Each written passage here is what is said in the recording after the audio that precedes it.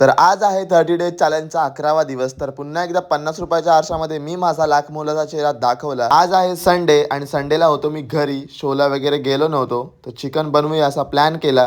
तर सकाळच उठून डायरेक्टली गेलो चिकनच्या दुकानात. तिथून चिकनला जे जे सामान लागतं ते घेऊन आलो आणि मग घरी येऊन डायरेक्टली बसलो कांदा कापायला. नंतर घेतला टॅमॅटो कापून. आणि आज आपल्या घरी येणार होता अभिनय आणि प्रंजोत, त्यामुळे मी थोडं जास्तच चिकन घेऊन आलो होतो. मग चिकन घेतलं मी साफ करून, त्याला लावला मीठ मसाला, त्यानंतर थोडंसं टाकलं दही त्यात आणि सगळे मसाले टाकून झाल्यावरती मस्तपैकी मिक्स करून घेतलं. तेवढ्यात आलेला आपल्या घरी अभिनय आणि आल्यावरती लगेच अभिनय आणि प्रंजोत लागले रिहर्सल करायला. आणि यांची रिहर्सल बघून या आमच्या बाजूच्या मुली बोलले यांच्यापेक्षा तर आम्ही चांगला डान्स करतो.